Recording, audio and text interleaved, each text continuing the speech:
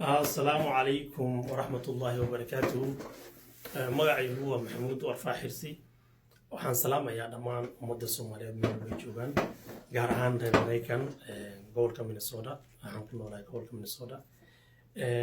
waxaan rabaa inaan la wadaago qiso aad iyo aad u xanuun badan. cid walbo islaan ama ruux walbo Soomaali ana tusaale ugu filan ama cibri qaadasho. cid walbo daalim oo rabta inay ruux bilaadan dulmisana sidoo kale inay u noqoto tusaale iyo cashir wax laga barto iyo dadka maxkamadaha isku dacweeyo ama u malaynayo Mareykan inay cadaalad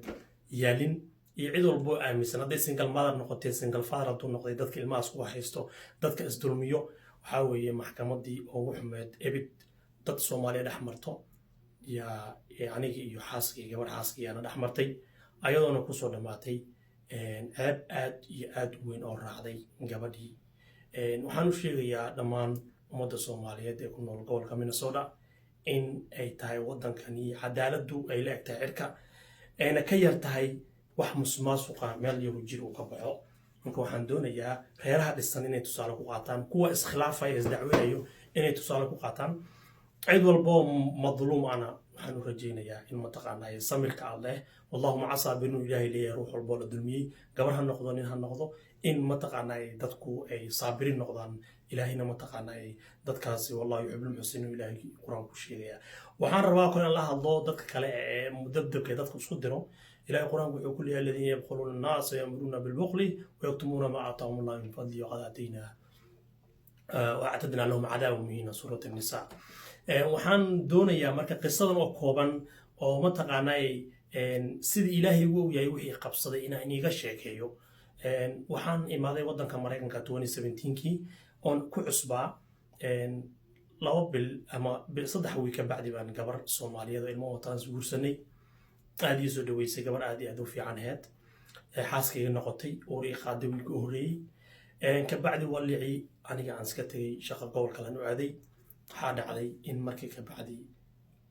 islaan kale oon isnaqaani jiray South Africa ee waxaan jirin ooga sheekaysay sheeko un ku saabsan wax un saqajaanimo afkayga hadda aan ka soo bixi karin. gabadhi xaaskayga way soo wacday ka bacdi waxaan ku dhahay walaal qofkaasi waxaan dhex maray ma jiro. arrintii meelo weyn bay gaartay tax message cid walba loo diray way soo wacday maalinta dambe ii dhaaray ugu tiri waan u dhaartay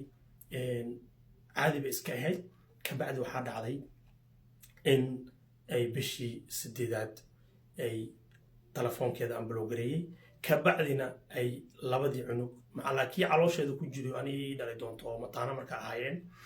iyo gabadheedii oo 7 jir ah wiilkeedu 9 jir ah intuba ay dacwo igu qortay oo booliska ay tagtay ayna report gareysay kiis oo wuxuma abid ka dhaco Mareykan 280 sano ka badan buu dhisan yahay cadaaladda wadankan galayna kiiskaasna galay number 1 noqday kiiska oo wuxuma abid la record gareeya ama accusation ruux lagu sameeyay midku u xumaa. al-adlu min Allah ilaahi baa cadaalad ah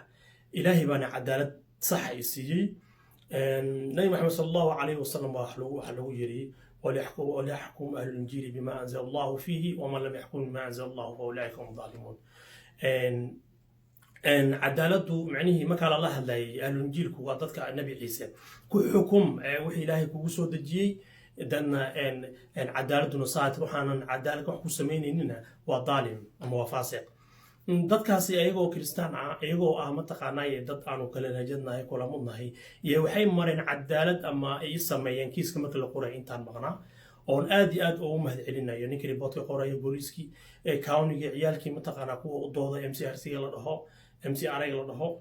iyo dhammaan ummadii ka qayb qaadatay expert noqotay cid walba ayagoona hal yar wax walba ay ku hadashay gabadha xaaskay ilmaheeda gooni loo qoray saacaday ku hadleen wax walbana meel loogu qoray ka bacdina la soo qaado waxaan waxaad ku hadashay waxaan nagu tiri goonin loo kala qoray fiidoonin laga duubay. marka waxaan doonayaa muhiimadda ah inaan fiidoo maan soo duubo ma aha inaan gabadha walaashay xaaskayga ah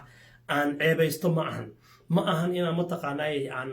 ka dabato waxay ugu samaysay anigoo cafiyay anoo gacmaha ka xiran oo leeyahay celiya soo celiya keena leeyahay ku dhahay waan cafiyay saacay taawlina lama cafin kayskii wuxuu ku soo dhamay la trial la aado aan aniga ku guulaysto maxkamadda 100% la dhahay ninkani madluum way wala qoftan baa dardarneed.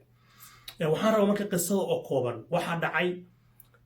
waa wax akhlaaq xumaa waa wax diinteena ku xun waa wax dhaqankeena ku xun waxaan doonayaa anoona ka xishoonaynin wax walbo la qoray inaan halkaa idinku sheego anoonan fadeexeen iyo cabbaareen iga heen ninka cabbaaraysan ee fadeexaysan ama ceebaysan waa aniga gabadhaasna ma kala go'ayno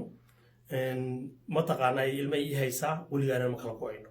number one waxaana cafin doonin oonan dadkan daalimiinta ee gabadhaa u sheekeeyay ama cid walba oo kiiskaa ku lug laheed oo la diyaarisay dacwadaas wallahi ma cafinayo waan isgaranayaa magacyadooda waxa ma sheegayo waxaan kaloo rabaa inaan u mahadceliyo dhammaan walaaladeydii muslimiintaha ama qabiilkaygii gaar ahaan reewaas guuled reewaas khalaf wanaagii lii sameeyey dhammaan ogaadeen oo idil waan u mahadcelinayaa meel walbay joogaan ilaa Nebraska ilaa iyo Minnesota dal iyo dibad inta iisoo duceysay waan u mahadcelinayaa boqolkiiba boqol ilaahay khayr hani siiyo masaajidada sidoo kale waxaan kaloo u mahadcelinayaa lawyerkayga J Matthew Mankey Julie Heidi iyo dhammaan Estin iyo expertkayga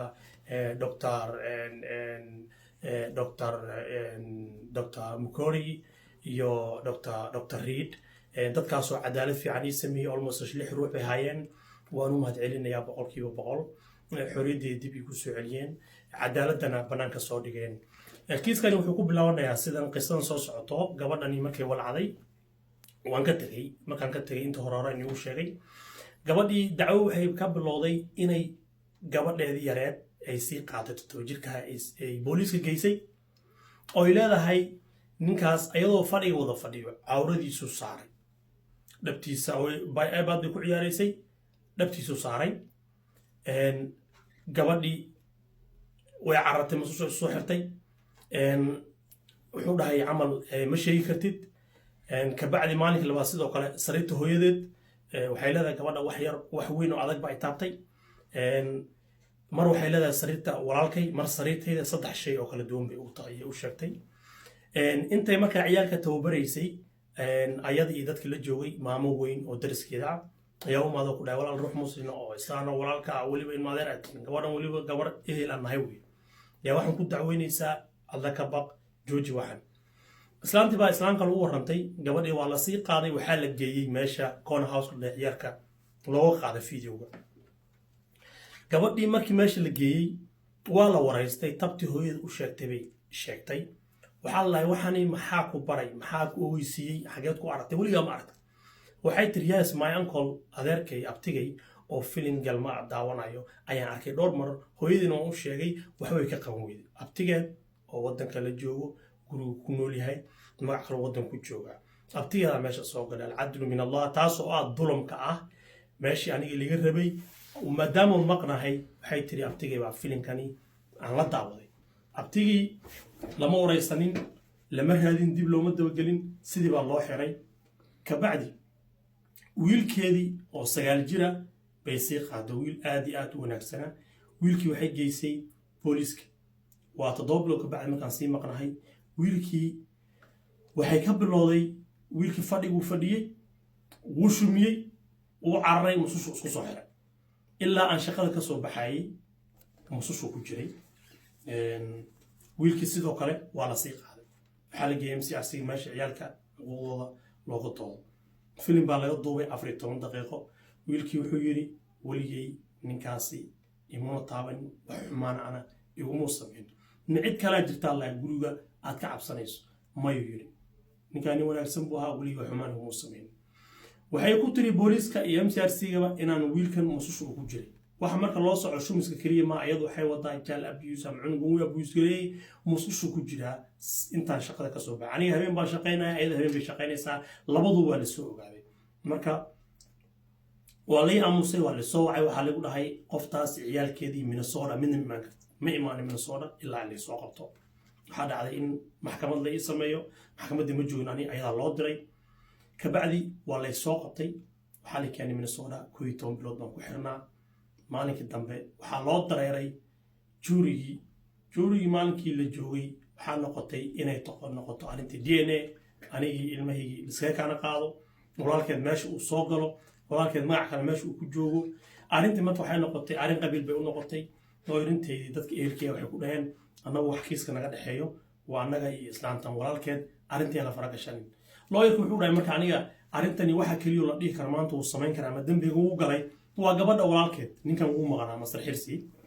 إن حين قطيني كل هذه دولة دي واحد كلي ما كتايت كسارة يعني وحاول وعنيك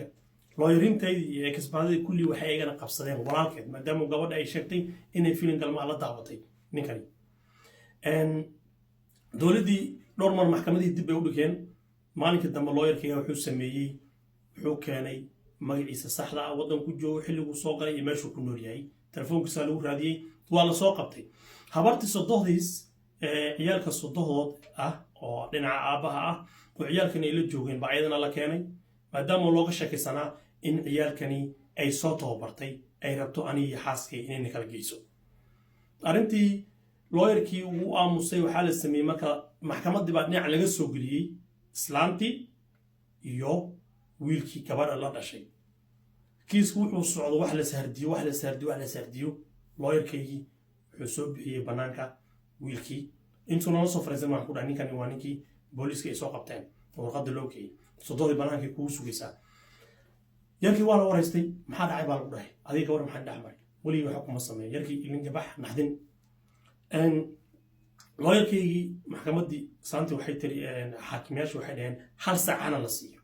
looyarku wuxuu banaanka soo dhigay dowladdu waxay raadinayeen hal sano ninkii inuu halkan yahay oo wiilkiina uu joogo maxkamaddii oo ay booliiska keeneen islaantiina sidoo kale soddodii ay booliiska keeneen islaantu waxay tiri maxaakimiintii kulli waxay dhaheen hal saacana la siiyo sheekadii waxay ku dhammaatay in aniga guusha ay raacdo daraylkiina aan saa ugu guulaystay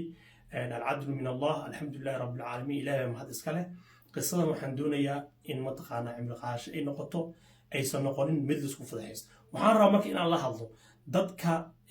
ظالمينta ah kuwa dadku isku diro mudabdabiina bayna dalika laa ilaaha haulaai walaa ilaaha haulaai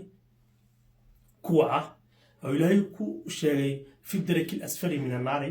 oo ah dadka mataqaanaa dabaqada hoose ku noolaan doona munaafiqiinta ah horta waxaan leeyahay joojiya tan kale kiiskan cid walbo ka qayb qaadatay iyo cid walbo xarigay ku farxday waan cafinayaa ilaahayna ayagana caafis ha warsadaan gabadha walaashay ee xaaskaygan ahayd ayadana sidoo kale waxaan leeyahay ilaahay ugu toobad keento ilaahaygii abuurtay ilmahaygana ku abuurayna ha u soo noqoto dambi dhaaf ha warsato waxaan kaloo rabaa dadka inaan u sheego facebookan ku arkay gabadhan ayadoo ila sawiran facebook la soo gelinayo waxaan rabaa dadka inaan ka soxo gabadha xaaskayga ma aha waa ilmahayga hooyadood waa horaanu kala tagnay maalinka kiiskan qortaan yaan furay waa hadda waa xaaskayga ma ahan waxna yaa la sii shareecaynin oo la sii aflagaadayn ama waxba lagama faa'iidayo min allahi bay ka cafisan tahay laakiin cid walboo dulmigan la gashay weligay ma cafinayo wabilaahi towfiiq waxaan iga rajaynayaa inaad aragtaan videogan inaad ii sheegaraysaan oo cid walboo mataqaanaa soomaali ay gaarto